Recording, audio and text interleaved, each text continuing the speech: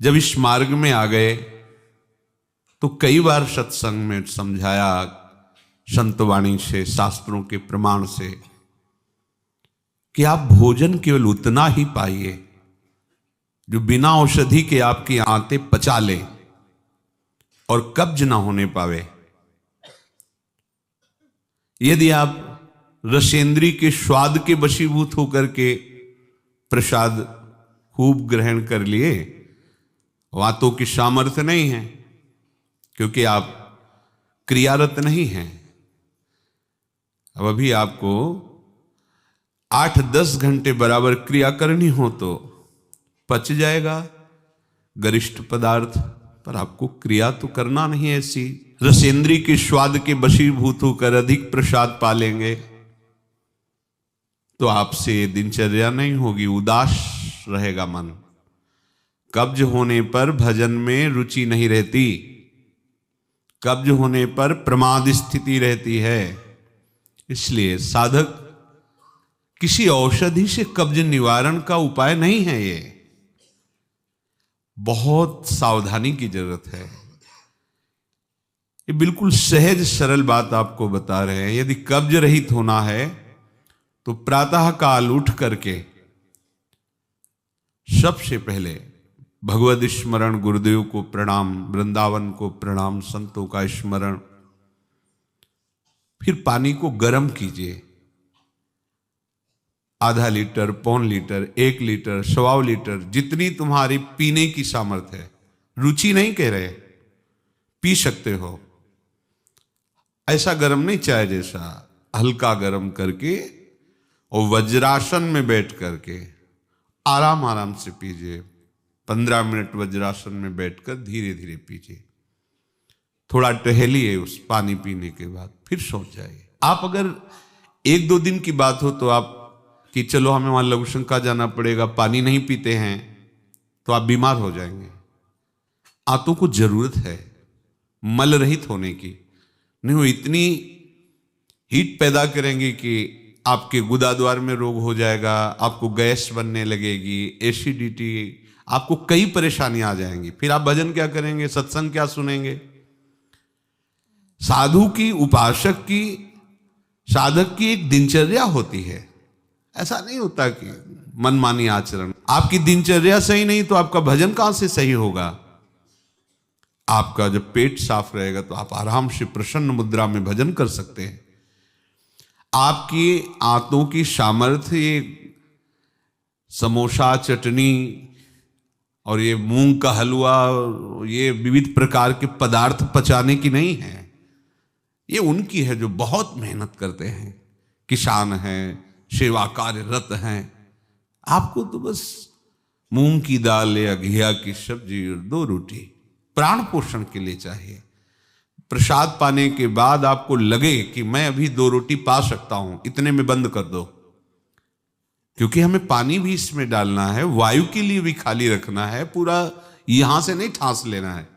इसके बाद तुम घूमो वैद्यों के पास कि कब्ज है, पेट में गर्मी है, धातु रोग हो गया है, ये सब लक्षण तुम्हारी प्रमाद स्थिति के हैं। मनमानी आचरण। भागवतिक सत्संग के साथ साथ आपकी शारीरिक दिनचर्या के भी सत्संग हुए हैं। ऐसा नहीं कि ऐसी बात पहली बार बता रहे हैं। कब्ज रहेगा तो स्वाभाविक वीर्यपात हो जाएगा। आप गलती के आचरण करेंगे तो नस नाड़ियां इतनी शिथिल हो जाएंगी कि बिना किसी प्रयास के वीर्यपात हो जाएगा। नाना प्रकार की मन की जो वृत्तियां हैं उनको रोकने के लिए पहले हमें थोड़ा शरीर को स्वस्थ रखना है। स्वस्थ रखने का मतलब चर्बी बढ़ाना नहीं है। हल्का भोजन, साधक हो आप, प्रभु के भोग में सब कुछ बन रहा है, वो पा रहे हैं, उनकी महिमा है। हम इतना ले लेते हैं, प्रसाद भी हो गया, अपना जीवन यापन करते हुए भजन कर रहे हैं। कम भोजन, बिल्कुल कम नहीं, पर कम भोजन ये हमारी आध्यात्मिक शक्ति को बढ़ाता है। अधिक भोजन सात्विक हो तो भी तमोगुण बन जाता है। दूध सात्विक है, आप थोड़ा लेंगे सतोगुण प्रकट करेगा, और आप अधिक मात्रा में ले लेंगे, वही सतोगुण बढ़ाने वाला तमोगुण बढ़ा देगा, प्रमाद स्थिति ला देगा। पेट साफ नहीं हुआ और डालते चले जा रहे हो तो क्या होगा? हाथों में वो जलन, ताप ऐसा पैदा होगा कि प्लास्टिक की तरह कड़ा हो जाएगा मल, और वही आपके फिर गुदाद्वार रोग और भी कई तरह के रोग। आप समझते नहीं। अरे भजन करने के लिए हमें जो अध्यात्म में चलना है, हमारी ये शरीर रूपी गाड़ी स्वस्थ होनी चाहिए।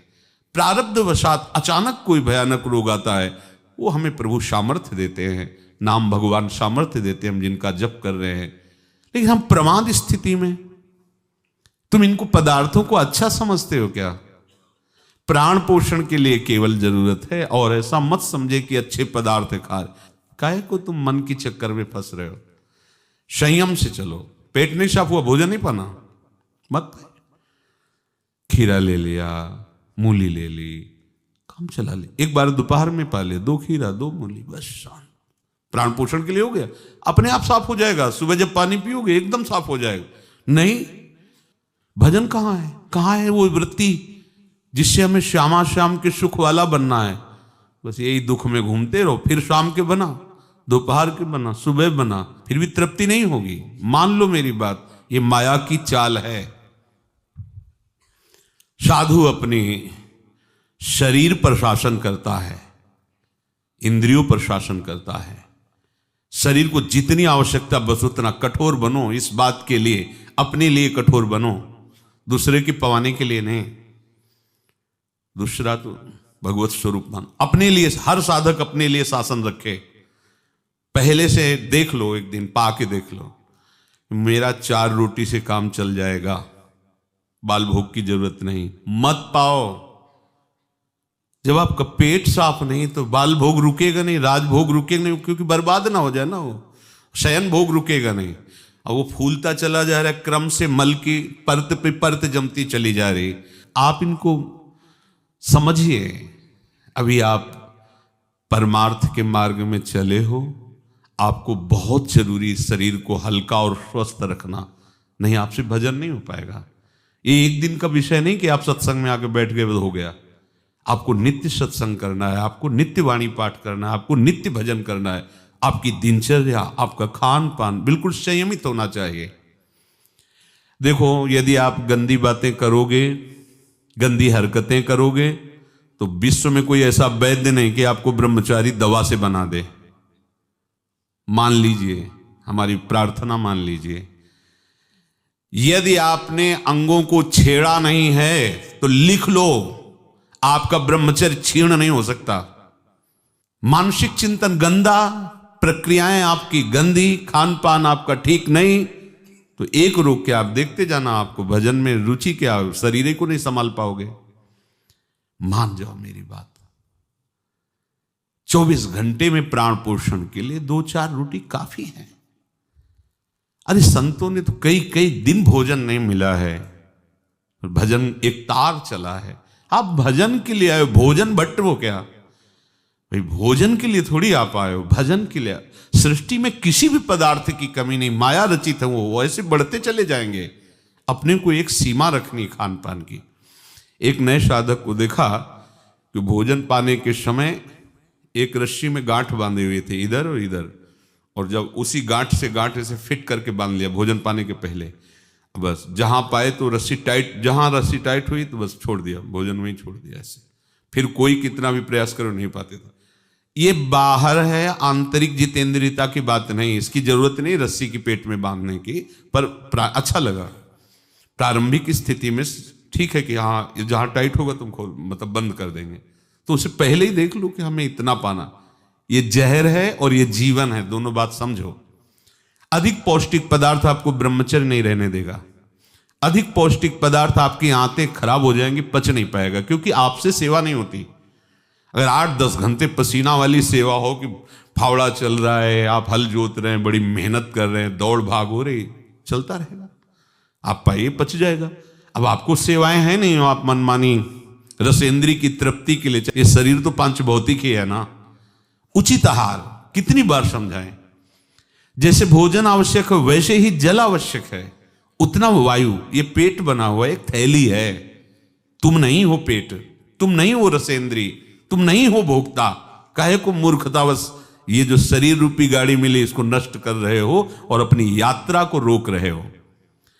इसका एक सिद्धांत है, एक हिस्सा अन्न, एक हिस्सा पानी और आधा हिस्सा वायु के लिए रहने दीजिए। ऐसे रखा जाता है, तभी आप देखना ऊर्जा शक्ति आपकी बढ़ेगी, भजन की वृत्ति बनेगी आपकी।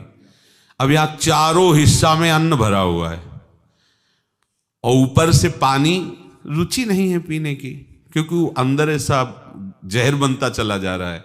जल जब जाता है तो लघुशंका के द्वारा बहुत से ऐसे पदार्थ है जो हमारे शरीर को हानि करने वाले, उनको निकालता है जल। मल की आंतों में जाकर मलाशय में वो मल को गीला करके निकालने की चेष्टा करता है। अब हम भजन को तो देख नहीं रहे हो, भोजन को देख रहे हैं। इस समय ये प्रार्थना मान लीजिए, आपका जीवन स्वस्थ होना चाहिए। अचानक कोई असाध्य रोग आता है तो भगवान सामर्थ्य देते हैं, पर आप खुद अपना नाश कर रहे हैं। अधिक भोजन करने वाला, स्थूल प्राण वाला, चंचल मन वाला कभी भजन में नहीं रुचि हो सकती। सूक्ष्म भोजन वाला, सूक्ष्म प्राण वाला, सूक्ष्म मन वाला भजन करता है। मान लीजिए आप लोग पता नहीं इतने भोजन के पीछे क्यों पड़े हैं। आपके पेट में कब्ज 2 दिन उपवास रहे, नहीं पाना है भाई, नहीं जगह है, पानी अपने आप साफ हो जाएगा। नहीं, भोजन तीनों टाइम डालना है। ऐसी कोई औषधि बनी है क्या कि आप कुपथ्य करते रहो, मनमानी आचरण करते रहो, आप ठीक हो जाओ? अगर बाई चांस किसी को ऐसा कब्ज है तो बताया है आपको, इस वर्षों सेवन की हुई औषधि, जब कभी ऐसा लगा तो छोटी हर 1 चम्मच और 1 चम्मच इसबगोल की भूसी उसमें मिला लीजिए। शाम के 200 ग्राम 250 ग्राम गुनगुना दूध से ले लीजिए। ये ऐसी है कि आपको बार बार परेशान नहीं करेगी, पर ये धीरे से आपके कब्ज को, क्रम को नष्ट कर देगी। जो अंदर बना हुआ कब्ज है वो धीरे धीरे कई दिनों तक बराबर लेते रहिए। पकवान, गरिष्ठ पदार्थ ये उपासक के लिए वैसे ही अनुकूल नहीं, भले कब्ज ना होती तो भी अनुकूल नहीं। आप मूंग का हलवा पाएंगे, आप बादाम पिस्ता पड़े हुए पदार्थ पाएंगे, आप भजन करेंगे कैसे? मतलब क्या केवल रसेंद्री की तृप्ति ही हमारा उद्देश्य है क्या?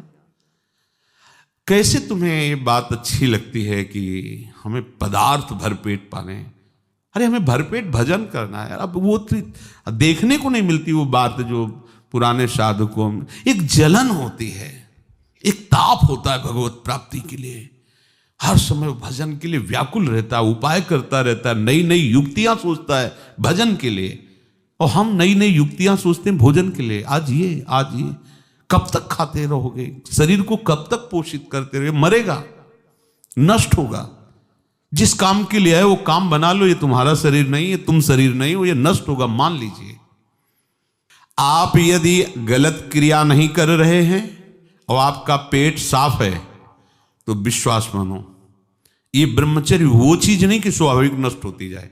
जिनको ये है कि होती है, तो यदि 8 दिन में आपने नष्ट किया है और अब आप रोकना चाहते हैं तो वर्षों आप नहीं रोक सकते। वो 8 दिन 10 दिन के अंतर्गत नष्ट होगा, स्वाभाविक नष्ट होगा। अगर आप छेड़ेंगे नहीं तो धीरे धीरे अंतराय बनता चला जाएगा, एक दिन आप ब्रह्मचारी हो जाएंगे। अगर आप कोई ऐसी गलत क्रिया करते हैं, गलत आहार करते हैं, तो ही ऐसा है। नहीं, ये कोई ऐसी नहीं कि स्वाभाविक प्रवाहित होता रहे, ऐसा नहीं। ये आपकी गलती का परिणाम है। आपने बहुत ही गलत कार्य किए, अपने ऊपर गलत किया, इसीलिए आपकी ये दुर्दशा है कि आपकी धातु जाते। ये धातु रोग जानते हो किनको होते हैं? विषयी पुरुष को, पामरों को, जो नीच प्रकृति से नीच क्रियाएं करते हैं। ऐसे ये धातु कोई ऐसी चीज थोड़ी कि स्वाभाविक निकल जाती है, ऐसा नहीं है। एक मनोवाह नाड़ी है अंदर। भीष्म पितामह जी परम ब्रह्मचारी हैं, वो वर्णन करते हैं। अगर उसको ताप नहीं पहुंचा मनोवाह नाड़ी को तो वीरपात हो ही नहीं सकता। ये तभी पात होता है जब उसका ताप की 2 प्रक्रियाएं, पहला चिंतन, दूसरी क्रिया। अगर आपने कामाशक्त होकर चिंतन किया तो कामाग्नि मनोवाह नाड़ी को ताप से युक्त कर देगी। अब वो क्रिया हो ना हो वो आपका नष्ट हो जाएगा। आपने कोई क्रिया की तो नष्ट हो जाएगा, नहीं कोई सवाल ही नहीं उठता। ये नई नई अवस्था के बच्चे धातु रोग से ग्रसित हो रहे हैं, कमर दर्द कर रही है, आंखों में कम दिखने लगा है, ये परेशानियां वो परेशानियां। इसका कारण आप हैं। आप देखिए ना, इस विषय पर कोई चर्चा नहीं करना चाहता, ना सुनना चाहता है। केवल पशुवत आचरण के लिए छूट मिल जाए बस, सावधान रहिए। ये जीवन खिलवाड़ नहीं, चाहे आप गृहस्थ हो चाहे विरक्त हो। ये जो ब्रह्मचर्य है ये आपको अच्छा गृहस्थ बनाएगा, ये ब्रह्मचर्य आपको अच्छा उपासक बनाएगा। अगर आप इसको यूं ही छीण करते रहे, चाहे गृहस्थ हो या विरक्त हो, तो आप किसी काम के नहीं रह जाएंगे। ध्यान रखना, किसी काम के नहीं रहे। कुछ दिनों के बाद आपके शरीर में जगह जगह पीड़ाएं होने लगेंगी, चिंतन आपका सामर्थ्यशाली नहीं रह जाएगा, स्मृति शक्ति आपकी लोप होने लगेगी, और जिसे आज की भाषा में डिप्रेशन कहते हैं उसके शिकार हो जाओगे। देख लेना, आप देख लेना, मान लेना। ब्रह्मचर्य ऐसी सामर्थ्यशाली, एक बार श्लोक बोलो कंठस्थ हो जाएगा। अगर शरीर स्वस्थ है, कोई अन्य औषधियां या अन्य इस तरह के विकारात्मक पदार्थ अंदर नहीं जाते, और ब्रह्मचारी तो एक बार पूरी बात बोल लो, चाहे जब सुन लेना हो, जीवन में सुनाई दे देगी। आपको स्मृति नहीं, प्रभु की स्मृति नहीं, आपको अपनी दिनचर्या की स्मृति नहीं। साधक का दर्शन मात्र सुख प्रदान करता है। कैसा स्वरूप होता जा रहा है, कैसी आपकी भावना बनती जा रही, कैसी आपकी दिनचर्या होती जा रही, कभी लौट कर देखो ना अपने जीवन में। सबसे प्रार्थना है, केवल प्राण पोषण के लिए ही भोजन है, स्वाद के लिए नहीं है। ये इंद्रियों के विषयों में मत फंसो। कुछ दिन तो आप ऐसा करके देखो। अब ऐसा भी नहीं कि हट करके आप शरीर को नष्ट करने वाला चेष्टा शुरू कर दो, वही हम आधी रोटी पाएंगे या ऐसा नहीं, तो कई दिन चलेगा। युक्ताहार विहार से उचित भोजन करो। कई बार कहा है, शरीर को यदि कमजोरी महसूस हो रही तो दूध ले लिया, नहीं महसूस हो रही तो हाथ जोड़ दिया। नहीं, आवश्यकता नहीं, जब होगी तो ले लेंगे, घर ही तो है ना।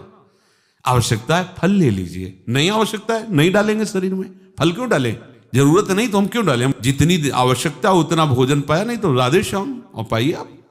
हमारा एक बार से काम चल जाता, भोजन से नहीं पाना 3 बार बाल भोग राज भोग, सब क्यों आप इस पे परेशान हो रहे। ऐसी ये दिनचर्या आप लोगों की कोई भी हो ठीक नहीं है। आप भगवदाकार वृत्ति नहीं कर पाएंगे। वृत्तियां तो वही, चाहे शरीर में लगा लो चाहे प्रभु में लगा लो। तो यहां प्रभु कह रहे योन्ता सुखोन्तरा रामस, जो केवल अपने आराध्य देव के सुख में सुखी रहता है, आराध्य देव के सुख वाला है। और यहां विषयों के सुख वाला हम बनना चाहते हैं और चलते हैं परमार्थ के मार्ग पर। सावधान रहिए, बाह्य विषय दुख योनया हैं। आप देख लीजिए, भगवान के वचन हैं, इनसे दुख ही प्रकट होगा। उचित आहार, बहुत संयम चाहिए साधु को, बहुत संयम चाहिए। चाहे साधु का मतलब हम केवल भेष से नहीं ले रहे, साधुता के मार्ग से ले रहे हैं, भगवत प्राप्ति के मार्ग से ले रहे हैं। ये आहार विष भी है और अमृत भी है, दोनों बातें जान लीजिए। क्षुधा रूपी व्याधि की केवल चिकित्सा भोजन से करनी है। ये विलासिता बंद करो अपनी जबान की। बनने को सृष्टि में सब कुछ है, सब कुछ के भोक्ता हो क्या तुम? ऐसे श्री जी की रसोई में सब कुछ बन रहा है, तुम सबके भोक्ता हो क्या? प्रसाद में वो देखा जो हमारी आते पचा सकती, थोड़ा डालो, रात दिन भजन में रहो। जो अधिक भोजन करने वाला है वो मानसिक निरंतर नाम जप नहीं कर सकता, पक्का नहीं कर सकता। बातें बनाने से नहीं होती, जब मार्ग में चला जाता है तब पता चलता है। अगर आप अभी सावधान नहीं हुए तो आगे चलकर आपका शरीर और गिरेगा अवस्थागत, और भी रोग आ सकते हैं। फिर आप क्या करेंगे? मन प्रभु में नहीं लगाए तो फिर आप क्या करेंगे? गया ना जीवन। हमें वर्तमान में अपनी साधना का फल देखना है। आगे भगवत प्राप्ति होगी, प्रेम में डूबेंगे, वो प्रभु जाने। हमें वर्तमान में ये फल देखना है कि मेरा हर समय भजन होता है कि नहीं होता। जो उपासक केवल भगवत सुख में मगन रहता है, हमारा सबसे बड़ा साधन का फल है स्मृति। निरंतर हमारा चिंतन, चेष्टाएं, मनन, कथन, श्रवण मेरे प्रभु का ही होता है कि नहीं। प्रमाद स्थिति वाला कर सकता है। पेट बढ़ता चला जा रहा है, चर्बी शरीर की बढ़ रही, उठने झुकने में परेशानी, भजन करोगे? ये ऐसा क्यों हो रहा है? बिना आहार के हो रहा है क्या? अभी चलो आप ठीक से, अभी सूख जाओगे, अपने आप सही हो जाओगे, तुमको कोई दवा खाने की जरूरत नहीं है। आपका तप बढ़ेगा, आपकी पवित्रता बढ़ेगी, आपका तेज बढ़ेगा, आपका भजन बढ़ेगा। अल्पाहार करो, शांत प्रसन्न रहोगे। देखो ना, जब पेट साफ हो और शरीर स्वस्थ हो, शांत एकदम, मन बुद्धि एकदम सतोगुण में स्थित है, आनंद आ रहा है, 2 रोटी दोपहर के ले ली, 2 रोटी शाम के ले ली, खूब भजन करो। बनने को कुछ भी बने, यही तो खास बात है। हर वस्तु उपस्थित है, लेकिन आपको केवल अपने जीवन पोषण के लिए लेना है। यह थोड़ी कि सब कुछ है। यही आपकी जितेंद्रियता की परीक्षा है। जो अच्छे पदार्थ बने उनकी अच्छी भावना मत रखो, वो तुम्हारे भजन के नाश का कारण बनेंगे। ये हम अनुभव की बात कहते हैं। थोड़ा ले लिया, कभी बाई चांस वाली बात अलग है। थोड़ा गुलाब जामुन बट रहे, 1 रख, मन कह रहा 20, 1 रख दीजिए, बस। पहली बार कह दिया, अब दोबारा हमसे मत पूछना। कोई पदार्थ थोड़ा रख लिया। आप ये बात को समझो, ये प्रवचन में कहने की बातें नहीं, पर इसलिए समझा रहे कि जैसे घर के सदस्यों को, तो ऐसे हम आपको बता रहे, घर के सदस्य जैसे, ये बहुत आवश्यक है। ये भोजन जहर भी है, अमृत भी है, दोनों बातें समझ लो। ये आपका जो समय बर्बाद हो रहा है ना, नींद, प्रमाद स्थिति, निरंतर भगवदाकार वृत्ति न रहना, ये सब इसका मूल कारण आपका आहार है। कई दिन भोजन नहीं मिलता साधुओं को। ऐसा तो नहीं कि ऐसे कहीं डाउन मिले, ऐसा नहीं होता। उनका सिंहवत स्वभाव रहता है, क्योंकि संयम, साधु का अस्त्र संयम है, उपासक का अस्त्र संयम है। मान लो आप लोग संयम के मार्ग पर चल रहे हो, उतना केवल भोजन आज से पाओ। हमारी प्रार्थना मान लो, आज्ञा मान लो, उतना पाओ। सेवा में तुम्हें थकान न महसूस हो, प्रमाद स्थिति न हो, पेट में कब्ज न हो, और मन प्रमाद में स्थित न हो। सूखी रोटी और दाल पाने वाले का मन काम चिंतन नहीं करता, ध्यान रखना। वो हलवा, पूड़ी, कचौड़ी, रसगुल्ला खा के देख लो, अगर काम चिंतन न हो तो हमें बताना। ये प्रवचन पर्सनल है, आपके लिए है, अपने लिए है। इसको धारण करो, तभी आगे बढ़ोगे। आप खान पान अपना ठीक नहीं रखेंगे तो साधना आपकी नहीं बनेगी, आप निराश हो जाएंगे भगवत मार्ग से। और प्रमाद स्थिति जरूर आ जाएगी अच्छे पदार्थ पाने वाले को। आप चैन से सो नहीं सकते, इंद्रियां आपको सोने नहीं देंगी। थोड़ा सा तो आप इस बात को समझिए, आप किस मार्ग के पथिक हैं। आप अच्छे पदार्थ पाएंगे और चैन से सो जाएंगे, ऐसा कैसे हो सकता है? इंद्रियां बहुत बलवान इंद्री ग्रामो विद्वानमपि कर सती। बड़े ज्ञानियों और विद्वानों को भी भ्रष्ट कर दे वो इंद्रियां, प्रमथन स्वभाव वाली। वो आप रसगुल्ला और हलवा खा करके सोचते हैं कि हम अपनी